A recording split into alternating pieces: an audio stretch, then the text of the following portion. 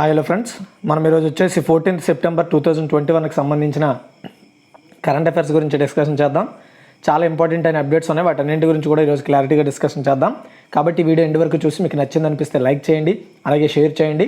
మరిన్ని అప్డేట్స్ కోసం మన ఛానల్ సబ్స్క్రైబ్ చేసుకొని పక్కనే వచ్చే బెల్ ఐకాన్ యాక్టివేట్ చేసుకొని ఆల్ అనే ఆప్షన్ పెట్టుకుంటే నేను వీడియో పెట్టగానే మీకు నోటిఫికేషన్ అయితే రావడం జరుగుతుంది. చాలామంది నోటిఫికేషన్ రావట్లేదని చెప్తున్నారు. అందుకే నేను డిస్క్రిప్షన్లో మన టెలిగ్రామ్ ఛానల్స్ అలాగే మన వాట్సాప్ గ్రూప్ నెంబర్ కూడా ఇస్తాను. దానికి మీరు జాయిన్ వాట్సాప్ మీ అని మెసేజ్ పెడితే నేను దానికి మన యొక్క లింక్ అయితే ప్రొవైడ్ చేయడం జరుగుతుంది. అక్కడి నుండి కూడా మీరు నోటిఫికేషన్ రాకపోయినా చూడడానికి అవకాశం ఉంటుంది. గైస్, ఇండియాలోని the largest learning platform Unacademy. వీళ్ళు ప్రొవైడ్ చేస్తున్న ప్రైజెస్ని అయితే త్వరలో హైక్ చేయబోతున్నారు. అయితే వీళ్ళు ఇందులో ఏపీఎస్సీ, టీఎస్పీఎస్సీ, ఎస్ఏ కానిస్టేబుల్ ఉద్యోగాలకు ప్రిపేర్ అయ్యే వాళ్ళ కోసం పర్టికులర్గా క్లాసెస్ అయితే ప్రొవైడ్ చేస్తున్నారు. సాధన అనే పేరుతో గ్రూప్ 1, గ్రూప్ 2 ప్రిపేర్ అయ్యే వాళ్ళ కోసం ప్రాక్టీస్ కోర్స్ తీసుకొస్తున్నారు. అది కూడా మల్టీ చాయిస్ క్వశ్చన్స్ ద్వారా. ఇది మొత్తం 7 మంది ఎడ్యుకేటర్స్ ద్వారా ఈ యొక్క సాధన అనే సిరీస్ని తీసుకొస్తున్నారు. ఇది ఆల్రెడీ ఇప్పుడు ప్రజెంట్ స్టార్ట్ అయింది. అదేవిధంగా గ్రూప్ 1, గ్రూప్ 2 మారథాన్ కూడా క్రియేట్ చేశారు. ఈ మారథాన్ 14, 15వ తారీఖులో ఉదయం 7 గంటల నుండి స్టార్ట్ అవుతుంది. అలాగే సాధన అనే పేరుతో ఒక మినీ కోర్సు కూడా స్టార్ట్ అయిందండి, ప్రాక్టీస్ కోర్సు. అది కూడా MCQ ఫర్ గ్రూప్ 1, గ్రూప్ 2. కాకపోతే ఇది మినీ కోర్సు. ఇది కూడా మనకి ఆల్రెడీ స్టార్ట్ అయింది. అండ్ ఇందులో మాత్రం మనం చూసుకుంటే 7 ఎడ్యుకేటర్స్ ద్వారా మనకి మినీ కోర్స్ అయితే ప్రొవైడ్ చేస్తారు. అయితే ఇక్కడ Hindi philosophy and temple system part 2 మీద అయితే ఇతను ఎక్స్ప్లెయిన్ చేయడం జరుగుతుంది. అతని పేరు రాంబాబు దబ్బి సార్ అండి. అయితే నెక్స్ట్ వచ్చేసి daily classes on aptitude and mental ability మీద అమర్నాథ్ ఎంఎన్ఏ గారి క్లాసెస్ తీసుకుంటున్నారు. అలాగే daily classes on history, polity and governance మీద MD అక్బర్ గారి క్లాసెస్ తీసుకుంటున్నారు. మీరు అందులో ఒక విషయం గుర్తుపెట్టుకోండి, సబ్స్క్రిప్షన్ ప్లాన్ తీసుకున్నట్టయితే మీకు నచ్చిన ఎడ్యుకేటర్ని ఫాలో అవ్వచ్చు. Group 1, group 2 SA constable complete preparation అయితే తీసుకోవచ్చు. డెడికేటెడ్ డౌట్ క్లియరింగ్ సెషన్స్ ఉంటాయి అండ్ ఇంటరాక్టివ్ లెర్నింగ్ సెషన్స్ ఉంటాయి. వీళ్ళు ప్రొవైడ్ చేసే పీడిఎఫ్లు, నోట్స్లు అన్నీ కూడా మీరు డౌన్లోడ్ చేసుకునే అవకాశం ఉంటుంది. అయితే ఇక్కడ మీరు ఒక్క విషయం గుర్తుపెట్టుకోండి, మీరు నార్మల్గా కానీ ఎన్రోల్ అయినట్టయితే అంతా కూడా లిమిటెడ్ సిలబస్, లిమిటెడ్ ప్రాక్టీస్ టెస్ట్లే ఉంటాయి. బట్ మీరు వన్స్ ప్లస్ సబ్స్క్రిప్షన్ తీసుకున్నట్టయితే complete and unlimited doubt clearing sessions కూడా ఉంటాయి టాప్ ఎడ్యుకేటర్స్ ద్వారా. అయితే మీరు ఇక్కడ మీరు పర్టికులర్ సిరీస్ని, పర్టికులర్ సబ్జెక్ట్ని, పర్టికులర్ సార్ని మీరు ఫాలో అవ్వచ్చు. వీళ్ళు ప్రొవైడ్ చేసే వీడియోస్ని పీడిఎఫ్లు మీరు డౌన్లోడ్ చేసుకోవచ్చు. ఇక్కడ ఒక విషయం చెప్తాను చూడండి, ఒక మంత్కి యాక్చువల్గా 1400 రూపాయలండి సబ్స్క్రిప్షను. అదే మీరు కానీ మన EDU Tech 10 అనే కోడ్ కానీ వాడినట్టయితే ఈ కోడ్తో మీకు 10% డిస్కౌంట్ వస్తుంది. అంటే 1260 రూపాయలకి మీకు రావడం జరుగుతుంది. అలాగే ప్రజెంట్ వీళ్ళు ఒక ఆఫర్ కూడా ప్రొవైడ్ చేస్తున్నారు. 12 నెలల సబ్స్క్రిప్షన్ తీసుకుంటే 3 months ఫ్రీగా అయితే ప్రొవైడ్ చేస్తున్నారు. ఎవరికైనా ఇంట్రెస్ట్ ఉంటే ట్రై చేయండి. ఎస్పెషల్లీ మన కోడ్ వాడండి, కోడ్ డిస్క్రిప్షన్లో ఉంటుంది. అలాగే దీనికి రిలేటెడ్ లింక్స్ అన్ని కూడా డిస్క్రిప్షన్లో ఉంటాయి. ఎవరికైనా ఇంట్రెస్ట్ ఉంది, ఇంటి దగ్గర నుండి కోచింగ్ తీసుకుందాం అనుకుంటే ఒకసారి ట్రై చేయండి. చూడండి, ఫస్ట్ క్వశ్చన్, ప్రతి సంవత్సరం హిందీ దినోత్సవం ఎప్పుడు జరుపుకుంటారు అంటే సెప్టెంబర్ 14వ తారీఖునండి. ప్రతి సంవత్సరం కూడా సెప్టెంబర్ 14వ తారీఖున హిందీ దివాస్ లేదా హిందీ దినోత్సవం సెలబ్రేట్ చేసుకుంటారు. ఎప్పటికీ హిందీ అధికార భాషగా ప్రకటించి 72 సంవత్సరాలు అవుతుంది. సంస్కృతం ప్రపంచంలో తొలి భాషగా దీనికి గుర్తింపు ఉంది. అయితే హిందీ 2550 ఏండ్ల క్రితం ప్రారంభమైనట్లుగా చెప్తారు.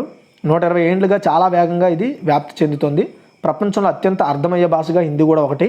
సుదీర్ఘ చర్చ తర్వాత రాజ్యాంగ పరిషత్ సెప్టెంబర్ 14న హిందీని భారతదేశ అధికార భాషగా నిర్ణయించింది. అయితే ఇది రాజ్యాంగంలోని ఆర్టికల్ 343 క్లాస్ 1లో పేర్కొన్నారు. అయితే దీని ప్రకారం భారతదేశ అధికార భాష హిందీ అండ్ స్క్రిప్ట్ దేవనాగరి.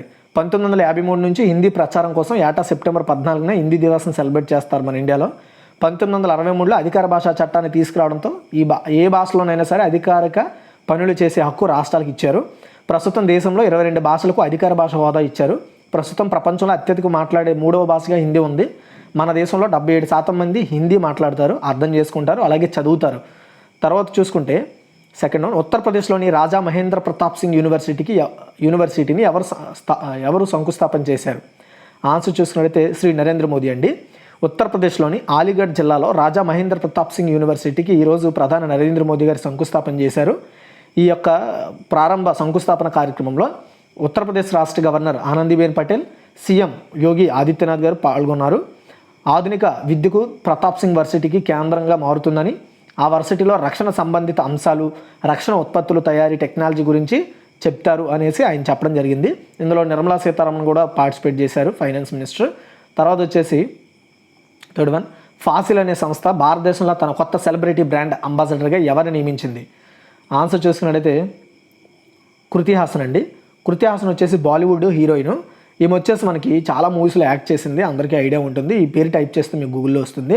అయితే అమెరికాకి చెందిన ఒక గడియారాలు అలాగే ఉపకరణాల సంస్థ ఫాసిల్ సంస్థ మన ఇండియాలో తన కొత్త సెలబ్రిటీ బ్రాండ్ అంబాసిడర్గా భారతీయ బాలీవుడ్ నటి కృతి హాసన్ని నియమించుకుంది. ఫాజిల్తో ఆమె వాళ్ళు ప్రొవైడ్ చేసే అడ్వర్టైజ్మెంటు, ప్రమోషన్స్, వాటి యొక్క ఎక్స్పోర్టింగ్, వాళ్ళు తయారు చేసే ఉత్పత్తుల్ని ప్రజల్లోకి తీసుకెళ్లడం, వాళ్ళ యొక్క అది కూడా ప్రత్యేకంగా మహిళల ఆభరణాలను ఈమె ప్రమోట్ చేస్తుంది. అలాగే ఇప్పటికే వరుణ్ ధావన్ కూడా ఆల్రెడీ బ్రాండ్ అంబాసిడర్గా ఉన్నాడు ఈ కంపెనీకి. అతనితో పాటు ఇప్పుడు ఈమె కూడా పాలు పంచుకుంటుంది. వీళ్ళిద్దరూ వచ్చేసి బ్రాండ్ ప్రచారం చేస్తారు. తర్వాత 4th వన్, ఏ దేశ బ్యాట్స్మెన్ బ్రెండన్ టేలర్ అంతర్జాతీయ క్రికెట్ నుంచి రిటైర్మెంట్ ప్రకటించాడు? ఆన్సర్ చూసుకున్నట్లయితే జింబాబ్వే అండి. జింబాబ్వే జాతీయ క్రికెట్ మాజీ కెప్టెన్ అలాగే wicket keeper batsmen Brendon Taylor garu అతను ఇంటర్నేషనల్ క్రికెట్ నుండి రిటైర్మెంట్ ప్రకటించుకున్నాడు. టేలర్ 2004లో శ్రీలంకతో జరిగిన వన్డేలో అరంగేట్రం చేశాడు. అండ్ అంతర్జాతీయ క్రికెట్లో జింబాబ్వే యొక్క అత్యుత్తమ క్రికెటర్లో ఒకటిగా మారాడు అతను. టేలర్ 204 వన్డేల నుండి 6,677 పరుగులు చేసిన వ్యక్తి అండ్ బాగా పాపులర్ వ్యక్తి కూడా ఇతను. తర్వాత వచ్చేసి 5th వన్, ఏ రాష్ట్ర ప్రభుత్వం BA మొదటి సంవత్సరం చదువుతున్న విద్యార్థులకు రామ్ చరిత్ మానస్ ప్రాక్టికల్ సందర్శన్ అనే ఒక సిలబస్ని ప్రవేశపెట్టింది? అంటే రామాయణం గురించి పూర్తిగా అధ్యయనం చేసే ఒక సిలబస్ అనమాట. ఈ సిలబస్ని మధ్యప్రదేశ్ రాష్ట్రము ప్రవేశపెట్టడం జరిగింది. ఇది కూడా ఓన్లీ BA ఫస్ట్ ఇయర్ ఎవరైతే చదువుతున్నారో వాళ్ళ సిలబస్లో మాత్రమే ఇది ఒక సబ్జెక్ట్గా ఉంటుందండి. ఇది ఒక సిలబస్గా ఉంటుంది. రామచరిత్ మాసన్ అనేది గుర్తుపెట్టుకోండి, చాలా ఇంపార్టెంట్. అంటే రాముడు కావచ్చు, రామాయణంలో జరిగిన కొన్ని సన్నివేశాలన్నీ కూడా ఇందులో ఎక్స్ప్లెయిన్ చేస్తారు. అంటే ప్రతి ఒక్కరికి కూడా రామాయణ చరిత్ర గురించి తెలుసుకోవాలనే ఉద్దేశంతో ప్రభుత్వం ఈ చర్యలు తీసుకుంది. ఇందులో 100 మార్కుల పరీక్ష కూడా ఉంటుంది. ఇది ఫిలాసఫీలో బోధిస్తారు. ఇది ఐచ్ఛికం, అందరికీ కూడా తప్పనిసరి అయితే కాదు. నచ్చిన వాళ్ళు మాత్రం ఈ సబ్జెక్ట్ తీసుకోవచ్చు. దీన్ని హిందీ లేదా ఫిలాసఫీ ప్రొఫెసర్లు మాత్రమే బోధిస్తారు. ఇది ఈ సంవత్సరం నుంచి విద్యార్థులకు బోధించాలని ఆదేశాలు కూడా జారీ చేశారు. ఆ విషయాన్ని స్వయంగా రాష్ట్ర ఉన్నత విద్యాశాఖ మంత్రి మోహన్ యాదవ్ మీడియాకి అనౌన్స్ చేశారు. తర్వాత 6th వన్, భారతదేశపు మిల్లెట్ హబ్గా మారడానికి ఏ రాష్ట్ర ప్రభుత్వము మిల్లెట్ మిషన్ను ప్రారంభించింది?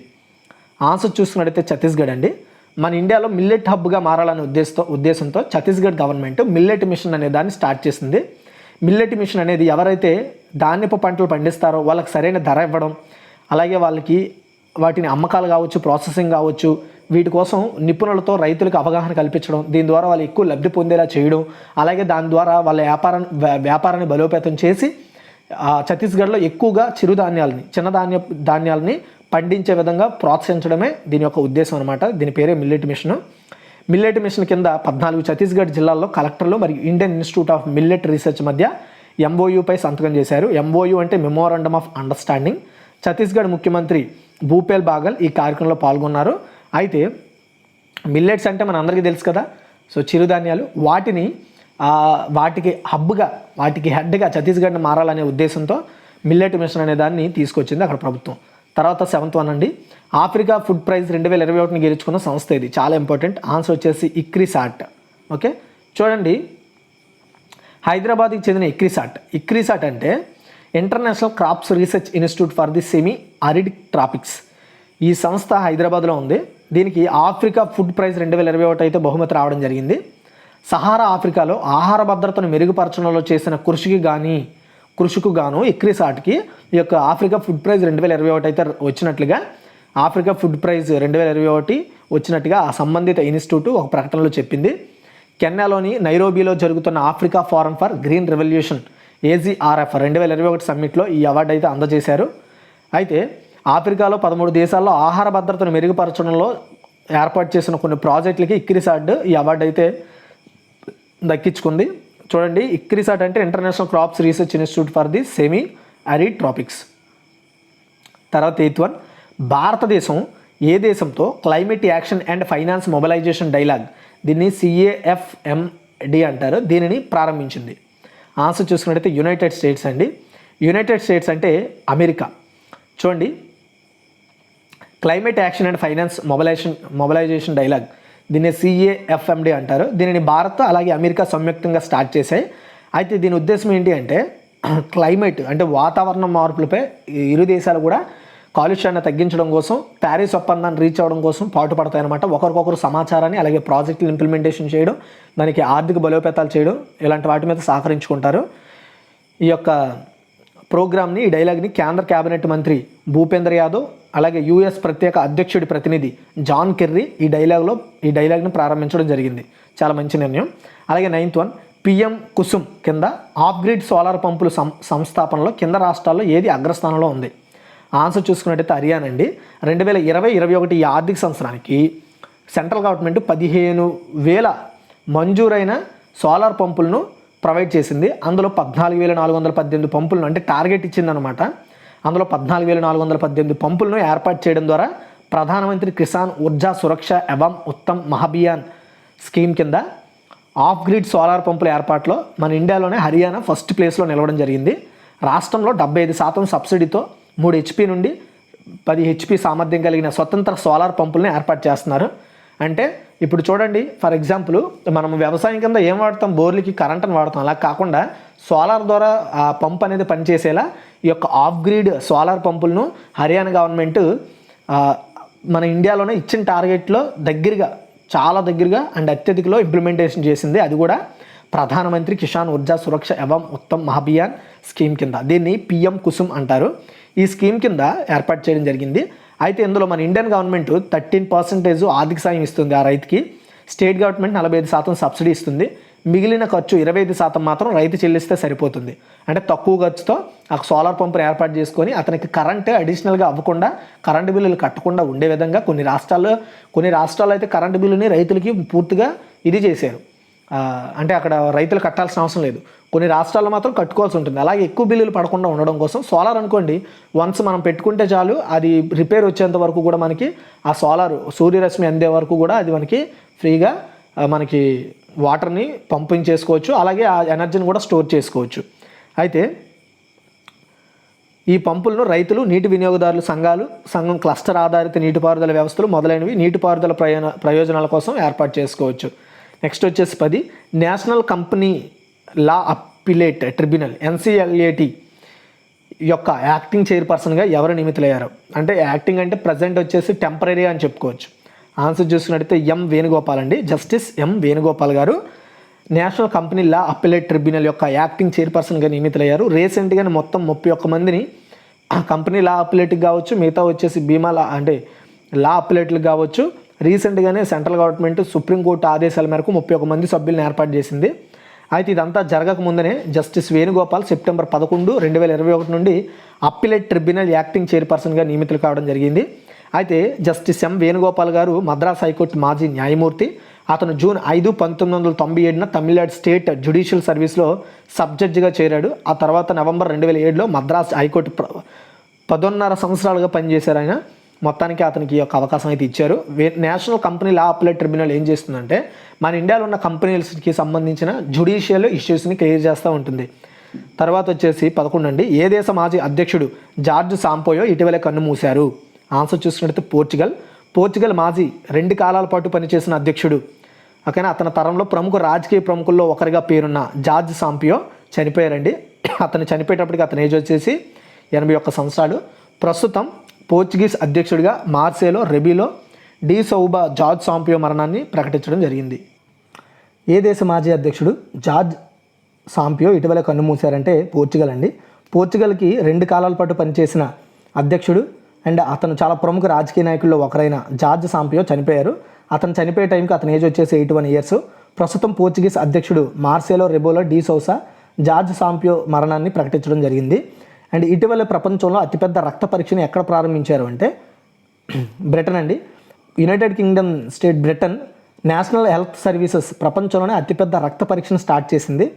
అక్కడ 50 కంటే ఎక్కువ రకాల క్యాన్సర్లను గ్రెయిలీ కంపెనీ తయారు చేసిన గ్యాలరీ అనే విధానం ద్వారా 50 రకాల క్యాన్సర్లను ఐడెంటిఫై చేయొచ్చు. అండ్ ఇది ప్రపంచంలోనే అతిపెద్ద ట్రయల్ అనమాట. అంటే క్యాన్సర్ లక్షణాలని 50కి పైగా అంటే 50 లోపు ఉండే ఏవైనా క్యాన్సర్ లక్షణాలని ఐడెంటిఫై చేయొచ్చు ఈ గ్యాలరీ అనే పరీక్ష ద్వారా. ఇది క్యాన్సర్ని గుర్తించగలదు, అదేవిధంగా బాడీలో అది ఎక్కడుందో కూడా గుర్తించగలుగుతుంది. నెక్స్ట్ 13, పశ్చిమ బెంగాల్ నూతన అడ్వకేట్ జనరల్గా ఎవరు నియమితులయ్యారు? ఆన్సర్ చూసుకున్నట్టు గోపాల్ ముఖర్జీ అండి. కలకత్తా హైకోర్టు సీనియర్ న్యాయవాది గోపాల్ ముఖర్జీ ఈరోజు పశ్చిమ బెంగాల్కి అడ్వకేట్ జనరల్గా నియమితులయ్యారు. అడ్వకేట్ జనరల్ అంటే ఆ రాష్ట్రానికి ఇతను లీగల్ అడ్వైజర్ అనమాట. అంటే న్యాయపరమైన సలహాలు సూచనలు ఇచ్చే వ్యక్తి. వ్యక్తిగత కారణాలతో కిషోర్ దత్తా ఇంతకుముందు ఆ పదవిలో ఉన్న వ్యక్తి పదవి రాజీనామా చేయడంతో ఆ పదవిని ఇప్పుడు గోపాల్ ముఖర్జీకి ఇవ్వడం జరిగింది. తర్వాత 14 ఏ ఐఐటి ప్రాజెక్ట్ ఉడాన్ను ప్రారంభించింది? ఆన్సర్ చూసినట్టయితే ఐఐటి బాంబే అండి. చూడండి, ఐఐటి బాంబే ఎవరైతే లైక్ ఇంజనీరింగ్ కోర్సుల్లో జాయిన్ అవుతారో అలాంటి వాళ్ళకి ఒకవేళ ఇంగ్లీష్ రాకపోయినా లేదా హిందీ, ఇప్పుడు ప్రజెంట్ వాళ్ళకి నచ్చిన లాంగ్వేజ్లో అంటే లైక్ అన్ని భాషల్లో కూడా ఆ సొంత రాష్ట్రాలు వచ్చేసి తెలుగులో కావాలంటే తెలుగు, హిందీలో కావాలంటే హిందీ, ఇంగ్లీష్లో కావాలంటే ఇంగ్లీష్లో ఇంజనీరింగ్ కోర్సులు నేర్చుకునే అవకాశం వచ్చింది. అయితే ఇలాంటి టైంలో ఒకవేళ వేరే యూనివర్సిటీలు ఎక్కడైనా చదవదాం అనుకున్నప్పుడు అక్కడ తెలుగు కానీ, హిందీ కానీ, ఇంగ్లీష్ కానీ ఏదైనా ప్రాథమిక లాంగ్వేజ్ మాత్రమే వస్తున్నప్పుడు దానిని మనకు నచ్చిన భాషలో ట్రాన్స్లేట్ చేసుకుని చదువుకునేలా ఐఐటి బాంబే ప్రాజెక్ట్ ఉడాన్ తీసుకొచ్చింది. అయితే ఐఐటీల కింద పనిచేసే కంప్యూటర్ సైన్స్ అండ్ ఇంజనీరింగ్ విభాగం ఐఐటి బాంబే విరాళం ద్వారా ఈ ప్రాజెక్ట్ని ఏర్పాటు చేశారు. దీనికి హెడ్ వచ్చేసి ప్రొఫెసర్ గణేష్. అతని బృందం ద్వారా ఆర్టిఫిషియల్ ఇంటెలిజెన్స్ ద్వారా ఈ యొక్క వ్యవస్థని డెవలప్ చేశారు. నెక్స్ట్ 15 ఏ సంస్థ సహ వ్యవస్థాపకుడు గౌరవ్ గుప్తా తన పదవికి రాజీనామా చేశారు? ఆన్సర్ చూసుకున్నట్టయితే జొమాటో అండి. ఆన్లైన్ ఫుడ్ డెలివరీ కంపెనీ అయిన జొమాటో సహ వ్యవస్థాపకుడిగా ఉన్న గౌరవ్ గుప్తా తన కంపెనీకి తన పదవికి ఇప్పుడు రాజీనామా చేశారు. రీసెంట్గానే జొమాటో వచ్చేసి గ్రాసరీస్ సర్వీసెస్ నుండి తప్పుకుంటున్నట్లుగా చెప్పింది. అలాగే న్యూట్రాస్యూటికల్ వ్యాపారంలో కూడా మేము ఆపేస్తున్నట్లుగా చెప్పింది. అది జరిగిన కొన్ని రోజుల్లోనే జొమాటో యొక్క సహ వ్యవస్థాపకుడు గౌరవ్ గుప్తా రాజీనామా చేయడం జరిగింది. ఇప్పుడు మనం వచ్చేసి క్విక్ రివ్యూ చూద్దాం, చూసుకోండి. ప్రతి సంవత్సరం హిందీ దినోత్సవం ఎప్పుడు జరుపుకుంటారంటే సెప్టెంబర్ 14. అదేవిధంగా ఉత్తరప్రదేశ్లో రాజా మహేంద్ర ప్రతాప్ సింగ్ యూనివర్సిటీని ఎవరు శంకుస్థాపన చేశారంటే శ్రీ నరేంద్ర మోదీ. ఫాసిల్ సంస్థ భారతదేశంలో తన కొత్త సెలబ్రిటీ అండ్ అంబాసిడర్గా ఎవరు నియమించుకుంది అంటే కృతి హాసన్.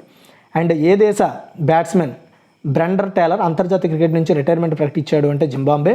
ఏ రాష్ట్ర ప్రభుత్వం BA మొదటి సంవత్సరం చదువుతున్న విద్యార్థులకు రామ్ చరిత్ మానస్ ప్రాక్టికల్ దర్శన్ అనే ఒక సిలబస్ని ప్రవేశపెట్టిందంటే మధ్యప్రదేశ్. నెక్స్ట్ క్వశ్చన్ చూసుకున్నట్టయితే భారతదేశపు మిల్లెట్ హబ్గా మారడానికి ఏ రాష్ట్ర ప్రభుత్వం మిల్లెట్ మిషన్ స్టార్ట్ చేసిందంటే Chhattisgarh. And Africa food prize 2021 గెలుచుకున్న సంస్థ ఏదంటే ఇక్రిసాట్ అంటే international crops research institute for the semi arid tropics. And 8th భారతదేశం ఏ దేశంతో climate action and finance mobilisation డైలాగ్ను ప్రారంభించిందంటే యునైటెడ్ స్టేట్స్. తర్వాత క్వశ్చన్ చూసుకున్నట్టయితే PM కుసుమ్ కింద ఆఫ్ గ్రిడ్ సోలార్ పంపుల సంస్థాపనలో కింద రాష్ట్రాల్లో ఏది అగ్రస్థానంలో ఉందంటే Haryana. And national company law appellate tribunal యొక్క యాక్టింగ్ చైర్పర్సన్గా ఎవరు నియమితులయ్యారంటే జస్టిస్ M వేణుగోపాల్. అండ్ ఏ దేశ మాజీ అధ్యక్షుడు జార్జ్ సాంపియో ఇటీవల కన్నుమూశారంటే పోర్చుగల్.